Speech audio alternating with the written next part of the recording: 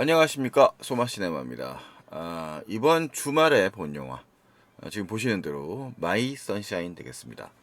요거 제가 일본어 못하거든요. 원래 이 원제는 보쿠노 오이사마 이런 얘기예요. 그래서 보쿠는 난데죠, 어린 아이들이 쓰는 말이고, 그래서 나의 태양 뭐 이런 얘기니까요. 태양인데 이게 이제 부드럽고 좀 애정 어린 표현이라고 하네요. 그래서 그걸 나의 그 선샤인, 나에게 이제 햇살 같은 사람 뭐 이런 이렇게 의미가 되겠습니다. 영화가 지금 포스터 되게 밝게 나와 있는데요. 밝은 느낌이고 뭐 되게 행복한 영화 같은데 또 그렇지만은 않아요. 그래서 이 영화가 또 요즘에 그 일본 영화의 그 젊은 감독들의 이 거장이 될 소지가 많은 감독들이 많다고 그러는데 이 마이 선샤인도 칸느 영화제 주목할 만한 시석 부분, 네, 2024년도에 나갔던 영화입니다. 이 영화는 이제 그 이야기보다는 이 촬영 감각이라든가 이런 게 되게 매력적인 영화고, 그래서 아트하우스 계열에 속하는 영화라고 말할 수 있습니다. 그래도 뭐 보기가 어려울 정도는 아닌데 영화가 이제 심심하다는 느낌을 받는 분들이 많을 수 있어요. 이 영화의 연출자 젊잖아요, 그죠? 오코야마 히로시라는 감독이고요. 이 사람이 연출했던 영화가 국내에도 개봉을 했는데 나는 예수님이 싫다라는 영화입니다. 장편 영화 달랑 두 편 만들었어요. 그런데 이제 뭐 영화에 여러 가지 참여를 했던 경력은 많고요. 이 지금 7년 만에 지금 자기 장편 영화를 두 번째로 만든 영화인 거죠. 아니, 7년 아니구나. 국내 개봉이 이제 격차가 7년 정도 되네요. 이 제가 나는 예수님이 싫다는 안 봤고요. 이 마이 선샤인과 이 두 작품 모두 다 감독, 각본, 편집, 촬영 그리고 상영 시간이 길지 않다는 공통점이 있고 주인공이 모두 다 아이들이라는 점도 공통점이 있습니다. 이 오카야마 히로시 약간 이제 뭐 그 일본의 윤가은 감독 느낌이 좀 있네요. 자, 어쨌든 마이 선샤인 요 작품에 대해서는 그 뭐 여러 가지 이제 자료를 수집해 보는데 일단 국내 관객층에서는 약간 좀 미적지근한 반응이고요. 이게 아트하우스 계열이 아주 열광을 하면 이제 어차피 이런 영화들은 보는 사람들이 한정적이니까 열광적이면 아주 이게 90이 올라갈 텐데 이게 임팩트가 세지 않은 영화예요. 그러니까 이모셔널한 부분이 모호합니다. 감정적인 부분들이. 그래도 아름다움을 느낄 만한 부분들도 많이 있어요. 그래서 보시면 이 평론가들은 6점에서 8점까지 분포되어 있잖아요. 그래서 이제 박병식 평론가는 들비씨를 타고 스노볼 속으로라고 했는데 이제 아마 이 영화의 느낌을 잘 표현해 준 표현인 것 같고요. 물음표를 견디는 힘으로 지탱하는 삶 그리고 영화 이렇게 얘기하셨는데 이제 영화의 모호성을 이제 이렇게 모호한 부분들을 잘 연결을 해서 설명을 했습니다. 그 다음에 이게 이제 로튼토마토에서는 88% 정도 받았습니다. 근데 뭐 미국 개봉했는지까지 모르겠고요. 자, 어쨌든 이렇습니다. 영화 상영 시간 1시간 반밖에 안 됩니다. 자, 영화는 복잡한 영화는 아니에요. 그러니까 이 영화의 배우가 이 주역이 세 명이죠. 이케마츠 소스케라고 이제 우리 아트하우스계 일본 아트하우스계를 많이 등장하는 연기파 배우죠. 아라카 역의 이제 선생님 역할입니다. 쉽게 말하면 선생님을 통칭을 하도록 하고 그다음에 타쿠야와 사쿠라가 나와요. 타쿠야는 코시야마 케이타츠고 그다음에 나카니시 키이라라고 하는 배우가 등장하는데 이 나카니시 키아라는 아마 피겨 선수 출신일 겁니다. 그다음에 코시야마 케이타츠는 이제 다른 작품에도 많이 등장했던 소년 배우고요. 영화에서 대사가 많은 영화는 아니고요. 일단 룩이 가장 두드러집니다. 이 영화 하면 떠오르는 거는 아마 이미지일 것 같아요. 이 영화는 지금 필름 룩이 나는데 16mm 필름 같은 느낌이 나거든요. 근데 이게 블랙매직 포켓이라고 해서 이 영화용 카메라긴 한데 보통 프로에선 잘 쓰지 않고 그 디지털이죠. 디지털인데 이제 그 작품 그걸로 찍었어요. 블랙매직 시네마 카메라 4K로 찍었대요. 그 챗GPT한테 물어보니까 그렇게 대답을 해주던데 요건데 이제 이건 자연광을 그 조명을 안 쳤습니다. 자연광 촬영이고 주로 그다음에 후반에 이제 필름처럼 보이도록 이제 후반 작업을 한 거죠. 그래서 원래 감독이 16mm 필름 같은 걸로 찍고 싶었대요. 근데 뭐 이게 사실 필름으로 찍는 거는 더 힘들죠. 돈도 많이 들고. 그러니까 이 후보정을 통해 가지고 필름 룩을 만들어낸 것 같아요. 그리고 화면비도 요즘 감독들 중에 4:3 화면비죠. 스탠다드 사이즈라고 그래서 원래 영화의 역사에서 보면은 4:3 사이즈로 나오다가 TV 시대가 도래하면서 시네마스코프가 등장을 하거든요. 그래서 화면비를 오히려 와이드로 나오는데 요즘은 여기잖아요. 그러니까 요즘엔 TV들이 다 와이드로 나오고 있죠. 그러니까 우리 아마 이제 나이가 드신 분들은 그, 어, 아마 4:3 화면비가 익숙하실 거예요. 요 사이즈가 아마 저때 저기죠. 그 브라운관 시절에 브라운관 TV 시절에는 항상 이 사이즈로 하다가 다시 이제 LED, LCD가 나오면서 이 평판 해서 와이드 버전으로 좀 바뀌게 되죠. 자, 그러면서 이제 이렇게 보여주는데 일단은 이 영화의 주인공이라고 할 수 있는 이 소년이 주인공인데 이 소년도 대사가 많지 않습니다. 오히려 제일 이 타쿠야라는 친구인데 얘는 좀 멍해요, 애가. 그러니까 아마 지금 나이로 봤을 땐 초등학교 6학년이고 사는 곳은 홋카이도의 작은 마을입니다. 그래서 이 소년이 일종의 작은 마을에서 야구는 뭐 일본에서 항상 야구가 다 있으니까 첫 장면에 야구로 시작하거든요. 근데 외야수쯤 보는 것 같은데 공이 날라오는데 그냥 구경만 합니다. 얘가 이제 뭔가 집중을 안 하고 멍해요. 그리고 얘가 이제 홋카이도니까 겨울이 돼서 야구를 할 수 없는 상황이 돼서 아마 이제 아이스하키도 하는 것 같습니다. 근데 아이스하키에서도 골리를 보는데 골리는 이제 골키퍼죠. 아이스하키에서는. 근데 골리를 보는데 여기 이때 이것도 마찬가지죠. 그 골리라는 게 가만히 이제 골문을 지켜야 되는 거니까 주로 못하는 애를 시키는 거죠. 그러니까 얘는 근데 그것도 제대로 안 봐가지고 막 친구들한테 좀 타박을 듣는 약간 좀 엉뚱한 친구입니다. 그러니까 뭔가 멍하고 말없고 이런 아이예요. 그래서 이렇게 아이삭 시간을 보내고 있는 모습이 보여지게 되고 그래서 이제 철수를 하던 와중에 이 피겨 스케이팅을 하고 있는 사쿠라라는 소녀를 보게 됩니다. 그러면서 넋을 놓고 이 사쿠라가 피겨 스케이팅을 타는 것을 보게 되는 거죠. 영화는 이제 이 주인공이라고 할 수 있는 타쿠야가 이 피겨 스케이팅에 빠져들게 돼요. 그래서 자꾸 엉뚱한 행동들을 하게 되는데 뭐 이렇게 연습을 하고 이제 시간이 겹칩니다. 아이스하키 연습 시간이 끝나면 이제 피겨 스케이팅 연습 시간이 이제 시작이 되고 그 다음에 그 중에서도 이 사쿠라라는 친구는 어 거의 이제 혼자 지도를 받고 있는 친구인 것 같아요. 그리고 이 전에 원래 이 동네 출신이 아니고 도쿄 무대에서 어느 정도 이름을 알렸던 전직 피겨스케이팅 선수였던 이 아라카와 코치죠. 예, 이케마츠 소스케인데 아라카와의 지도를 받고 있습니다. 근데 아라카와도 이게 본업이 코치라기보다는 이 빙상장을 관리하고 있는 일종의 관리인 역할을 하면서 이제 부탁을 받고서 이 사쿠라를 지도하고 있는 거죠. 일단 영상이 룩이 되게 독특할 겁니다. 그러니까 영화를 보면 이 자연광을 썼기 때문에 빛이 이렇게 뭐 자연광을 100% 썼는지까지는 모르겠고 빛이 이렇게 들어와서 그림이 이제 뽀얗게 날아가는 모습들을 볼 수 있어요. 그래서 이게 인물이 이런 식이죠. 이런 식으로 주요 무대인데 빙상장이. 그래서 근데 이게 뭔가 퍼지는 듯한 느낌을 주면서 뭔가 이게 포근한 느낌을 줍니다. 영화의 제목처럼. 그러니까 영화에서는 일조량이 많지 않은 공간을 등장하지만 실제로 이 피겨 스케이팅을 타는 순간들을 상당히 어떻게 보면 행복하게 묘사하고 있다고 말할 수도 있겠죠.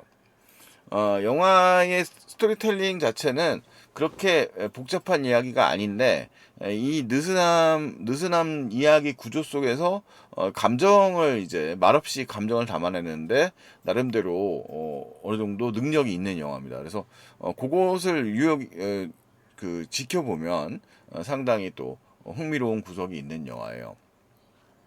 타쿠야라는 친구는 학교 생활도 등장을 하는데 홋카이도의 시골 마을인데 눈이 많이 오는 동네 같습니다. 그래서 그 동네에 있기 때문에 학교 생활을 아직도 하고 있습니다. 학교 있는 생활이었고 그 속에서 이제 이 아이가 아이스하키를 배우고 있으니까 이 스케이팅 자체가 이제 보시면 피겨 스케이팅 하고 아이스하키팅하고는 날이 다르잖아요. 이 장면에 이제 나와 있는 것처럼. 그래서 이 애가 계속 스핀 연습을 하고 있어요. 이게 계속 피겨스케이팅 동작들을 따라합니다. 근데 그걸 지켜보고 있던 아라카와가 이 아이에게 이제 피겨스케이팅을 빌려주죠. 그래서 너 백날 아이스하키 이제 아이스하키는 아니야. 그 스케이터로는 그걸 할 수가 없다.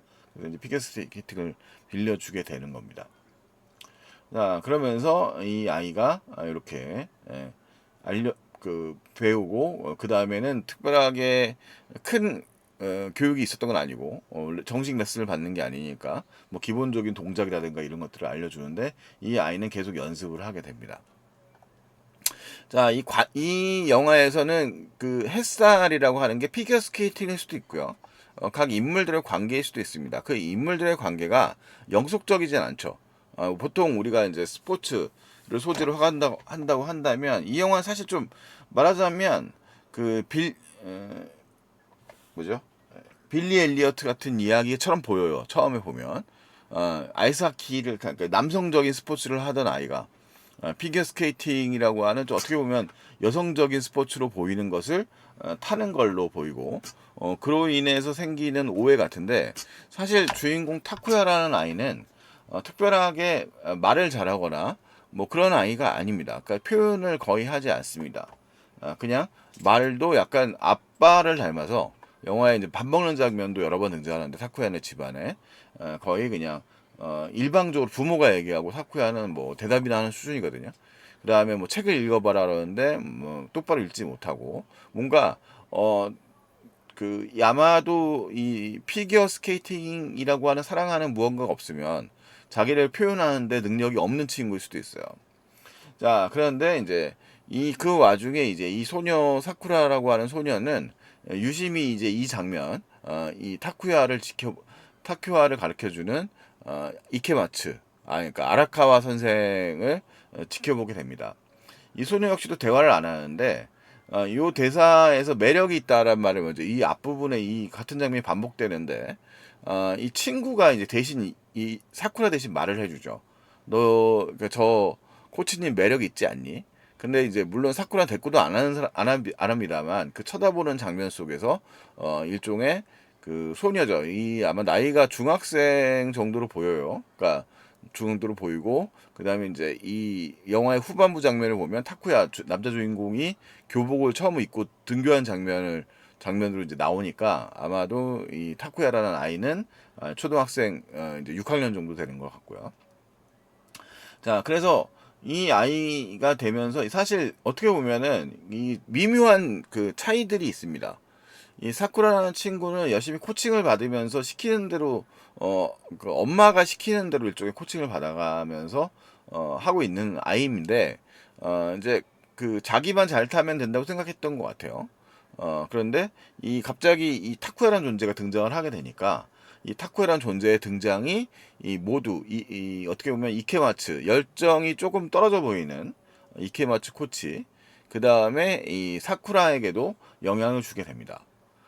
그러면서 이 이케마츠는 그 피겨 얘기를 갖다가 자기의 저기 같이 살고 있는 친구한테 와서 얘기하는데 영화는 이제 그 스토리텔링의 내막들을 자세하게 얘기하지 않습니다. 그러니까 그게 중요한 건 아니라는 얘기겠죠.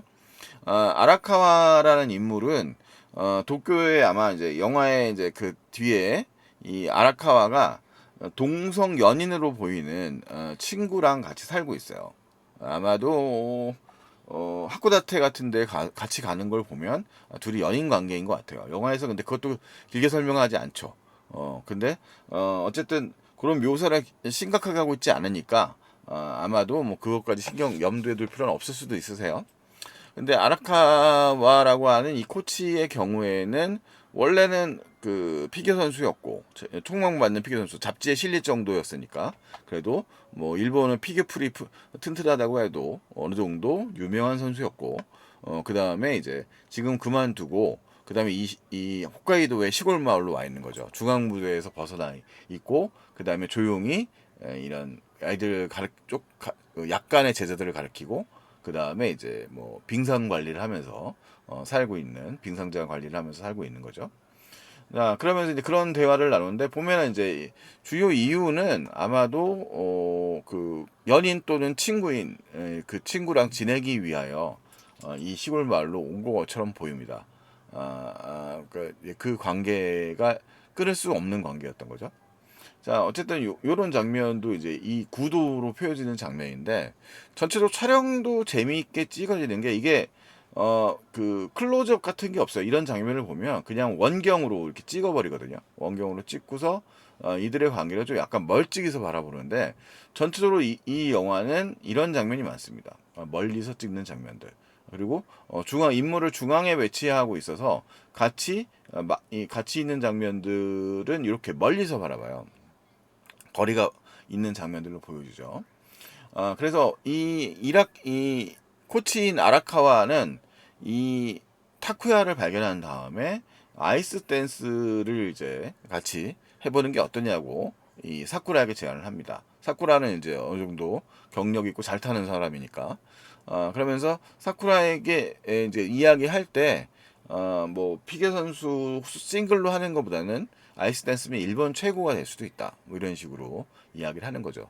아니 사실은 이제 그럴 만한 연륜이 있어요. 거의 이제 이 타쿠야가 몰입을 해가지고 이 아이스 댄스 그 피겨 스케이팅에 완전히 매달린 모습들을 보면서 아라카와도 자기의 친구에게 처음으로 피겨 얘기를 한다라는 얘기를 듣습니다. 그러니까 이제 아마도 거의 이제 피겨 스케이팅에 받은 상처가 있을 것이고 아라카에게는 그렇기 때문에 피겨 스케이팅 얘기를 거의 안 하는데 이 소년의 열정이라든가 그런 재능을 보고서 굉장히 흥분하여 이제 밥 먹으면서 얘기를 하는 거죠.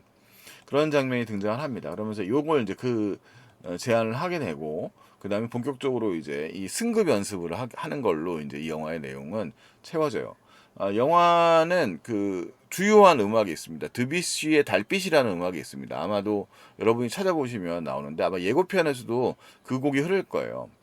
그래서 영화의 등장인물인 이제 아라카가 친구랑 얘기할 때도 피겨스케이팅 하면서 뭐 운명을 갖다가 이제 우리가 흔히 내지 않습니까? 베토벤의 운명 같은 거를 갖다가 이제 말하자면 이제 흉내를 내면서 짜잔 뭐 이렇게 얘기를 하니까 운명보단 달빛이지 그러면서 그 음악들이 이제 영화 내내 많이 흘러나오는데 그 드뷔시의 음악이 뭐 이 그 음악의 크게 사용은 상당히 많이 사용되고 있어요. 그러니까 이 보면 아마도 아라카와의 정체성을 보여주는 듯한 건데 아라카와가 타고 다니는 그 일종의 차가 있습니다. 그 차에 항상 이제 뭐 저기 뭐 볼본가 사분가 하여튼 타고 다니는데요. 그 차에서 항상 이제 그 테이프로 이 튼 옛날 올드팝들이 나오거든요. 그래서 그 곡들이 나오는 게 이제 아마 아라카와이라고 하는 좀 클래식한 사람 이야기의 정체성을 좀 나타내기도 하는 것 같고요. 이 빙상 장면에서는 아까 이제 드뷔시의 음악이라든가 이런 것들이 흘러나오면서 표현하고 있어요. 그러니까 이렇게 빛이 역광으로 흘러나오는 이 자연광을 사용한 장면들이 상당히 어떻게 보면 판타스틱합니다. 이 아이들이 이제 그 차는 장면 자체가. 그러니까 무슨 성적이나 이게 스포츠 영화의 일반적인 트루기랑 다르죠. 보통은 우리가 이제 일본의 청춘 영화들이라고 하더라도 뭔가를 하기 위한 이제 목표를 가지고 그것을 향해 나아가는 거잖아요. 근데 이 타쿠야라는 친구가 몰입되어 있는 것은 사람이라기보다는 어떻게 보면 오해할 수도 있어요. 여기서 앞부분에서 사쿠라가 아이스댄 그 피겨 스케이팅 하는 장면을 바라보는 건 그때 사춘기에 맞이한 소년이 이 소년을 사랑하는 마음 같은 거일 수도 있잖아요. 그래서 친구들이 그렇게 놀리죠. 처음에는. 그런데 타쿠야는 사실 피겨 스케이팅 그 자체에 대한 사랑을 품고 있다고 말할 수 있어요.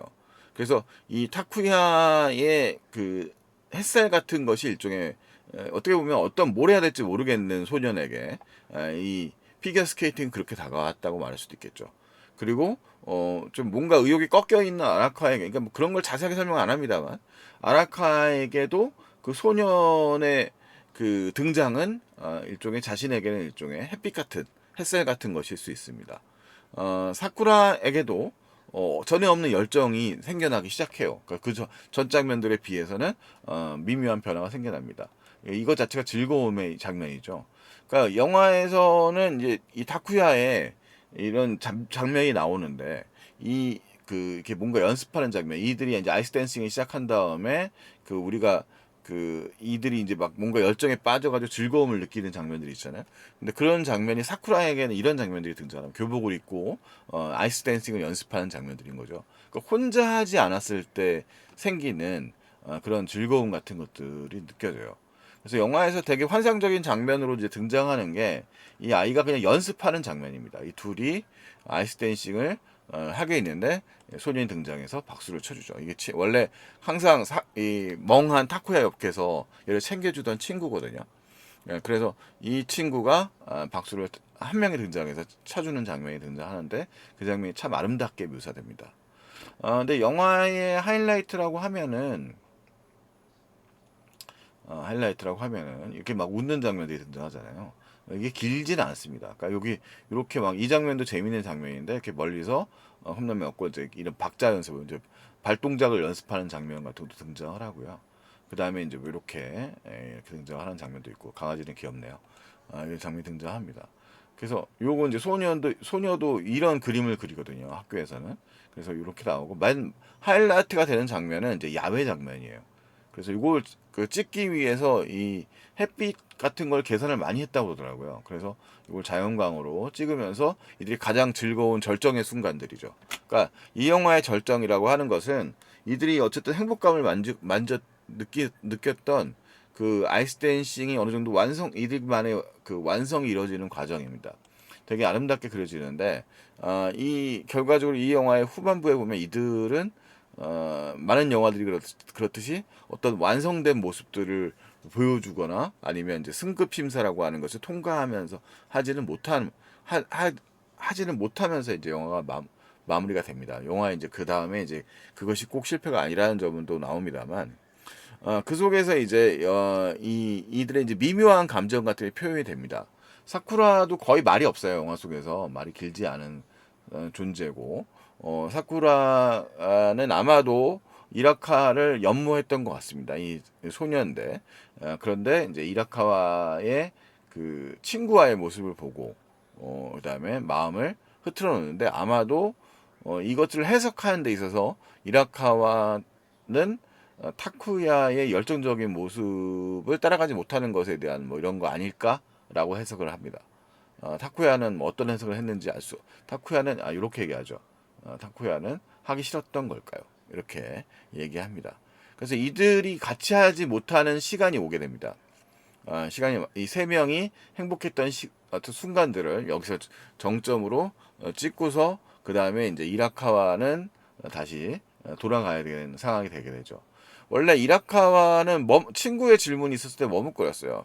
친구 또는 이제 동성 연인의 경우에는 아버지의 이쪽에 사업을 물려받아야 하는 상황이 돼서 그게 주유소인데 그것을 물려받는 상황이 됐기 때문에 고향에 돌아온 거고요. 이게 이제 친구의 고향인 거죠. 그 다음에 그 속에서 아라카와는 그런 정체성 아마도 동성 관계 연인 관계였던 정체성을 동네에서 드러내지 않은 상태이긴 한데 같이 살고 있으니까 그런 상태에서 이제 왜 동아시아에서는 남자들이 산다고 해서 꼭 그렇게 이해하지만은 아닐까요? 그렇게 살고 있는 상황이었는데 그 속에서 이제 어떤 불꽃을 본 거죠. 선샤인일 수도 있고요. 그것을 아마도 이 소년 타쿠야를 만나면서 보게 된 것 같습니다.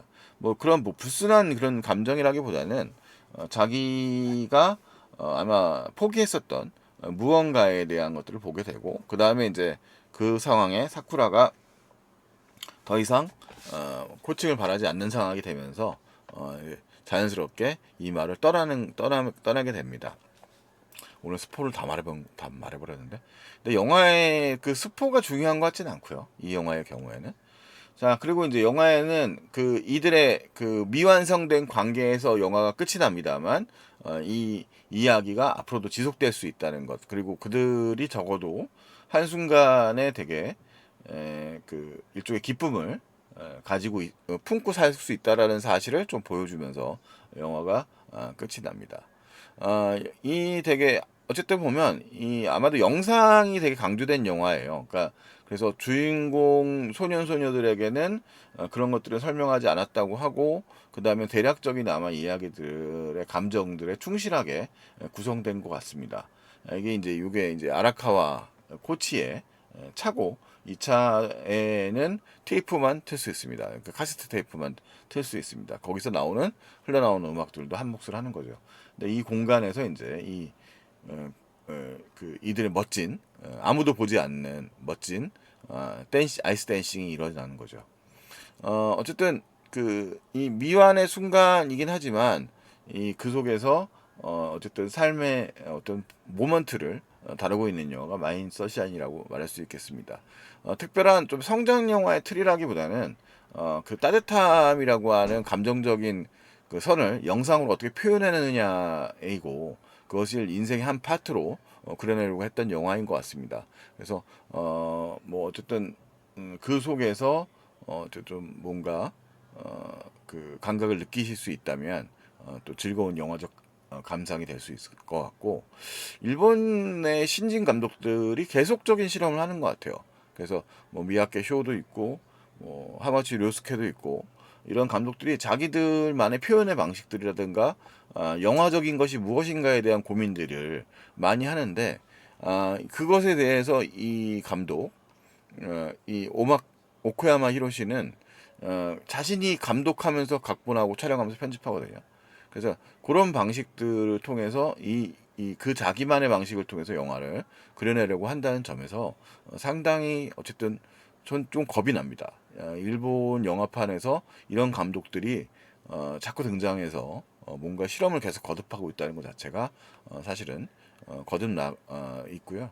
과거보다는 어쨌든 디지털 환경이라든가 이런 것들이 이런 영화들을 만들어낼 수 있는 가능성을 많이 열어놓고 있기 때문에 그 가능성을 실제로 실현시키고 있다는 것 자체가 사실은 좋은 것 같고요. 우리의 이제 젊은 감독들도 이런 다양한 방식의 미학적 방식에 대해서 고민을 해보는 것이 좋지 않을까라는 생각을 하게 되네요. 뭐 이케마츠 소스케 같은 감독은 사실 이 배우는 나름대로 그 여러 가지 드라마나 영화에 출연을 많이 하고 있는 배우임에도 불구하고 이런 작은 영화에도 기꺼이 등장을 해가지고 출연을 해주는 거 보면 사실은 또 그런 또 협업이라든가 이런 것들도 인상적인 것 같습니다. 마이 선샤인에 대한 대략적인 줄거리 설명이었고요. 요거에 대해서도 좀 이 작품도 뭐 큰 규모로 와이드 릴리즈된 영화는 아닙니다만 찾아보시면 이게 취향 탑니다 분명히. 이거는 뭐 당연히 취향을 타는 영화고요. 과묵한 영화고 아름다운 영상에 집중한 영화입니다. 그래서 이런 성향의 영화를 좀 예고편 같은 거 찾아보시고 좀 마음에 드신다면 찾아보시면 또 취향에 맞으시다면 만족스러울 것 같습니다. 뭐 아주 루즈하거나 그냥 어려운 영화는 아닙니다.